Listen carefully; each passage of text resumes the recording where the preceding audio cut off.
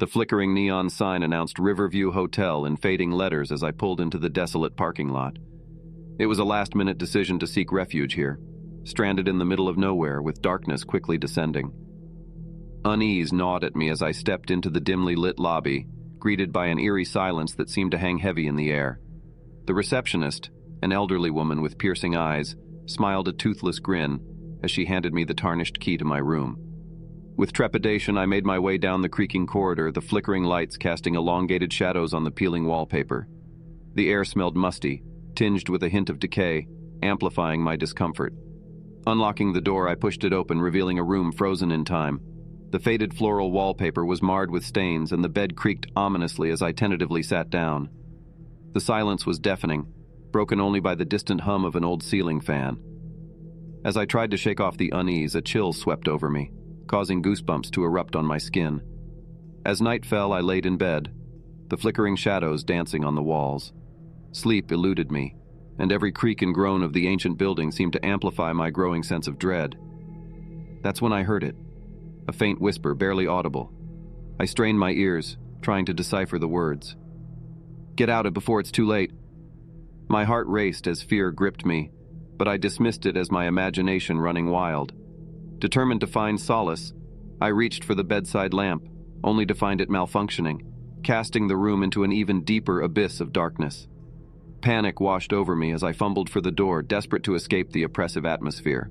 As I stumbled into the corridor, the once familiar hallway had transformed into a labyrinth of identical doors. Each one seemed to taunt me, mocking my feeble attempts to find an exit. Panic turned to despair as I realized I was trapped, a prisoner of this sinister place. I had unwittingly stepped into a nightmare from which there was no escape.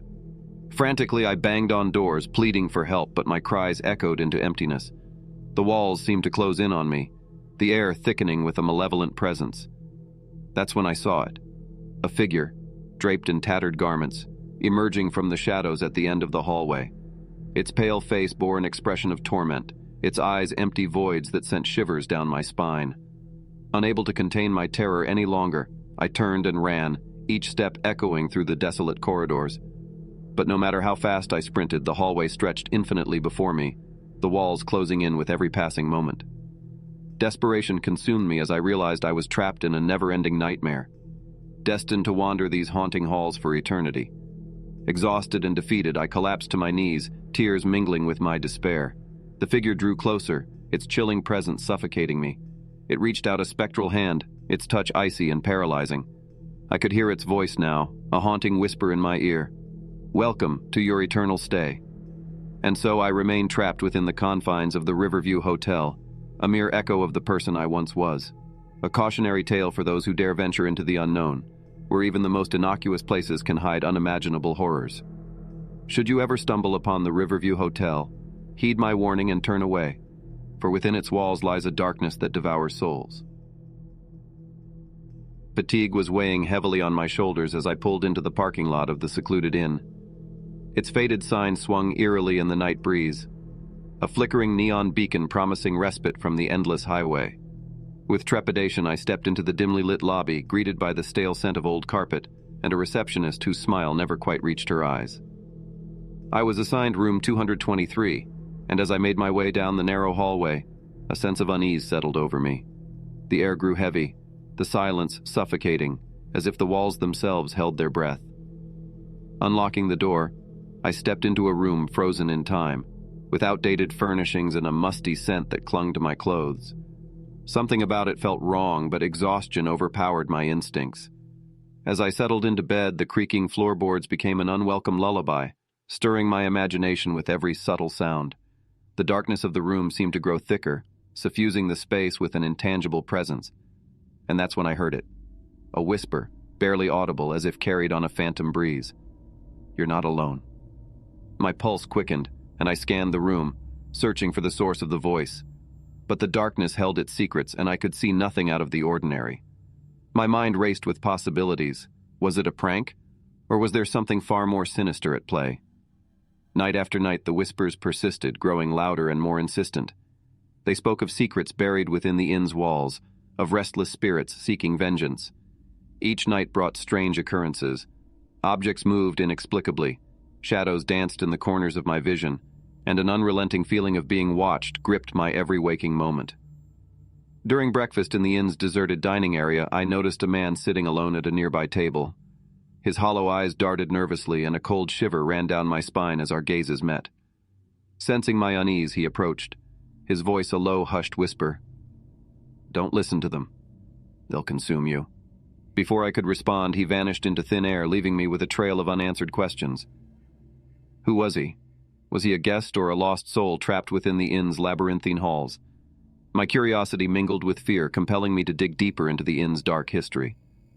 In my search for answers, I stumbled upon a newspaper article from years ago. A tragic tale of a family's demise within the very walls I now occupied.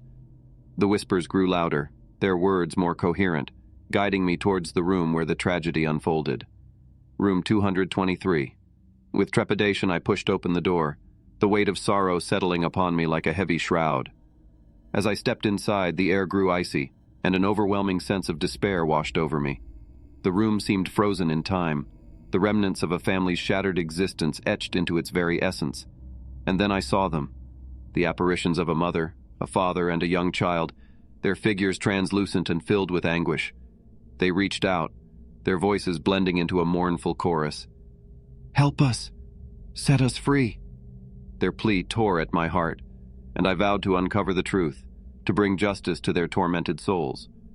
Through countless hours of research and interviews, I pieced together the tragic events that unfolded within these haunted walls, a web of deception, betrayal, and unspeakable acts.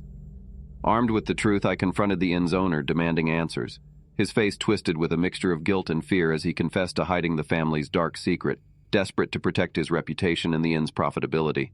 Determined to set the spirits free, I followed their guidance, guiding the authorities to the inn and unveiling the hidden truth. The spirits, released from their torment, faded into the ethereal abyss, leaving behind a sense of peace that permeated the once haunted inn. As I checked out of the secluded inn, a sense of closure washed over me. The unsettling encounters and disturbing whispers had led me on a journey of redemption and justice. The inn stood as a testament to the power of restless souls and the capacity for darkness to manifest within human hearts. And though I left that place forever changed, I couldn't help but wonder, how many more secrets were locked away in the forgotten corners of the world waiting to be uncovered?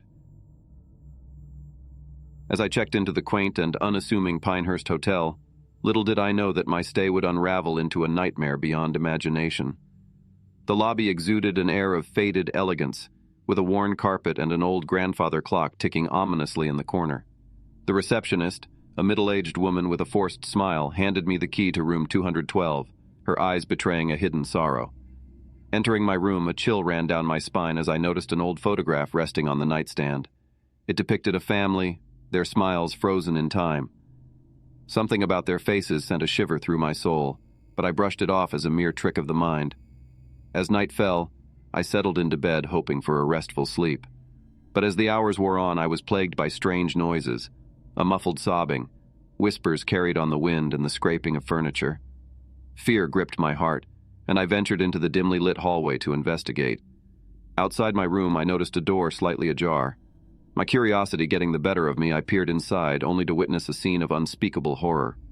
The room was adorned with blood-soaked sheets, and the walls were covered in unsettling drawings.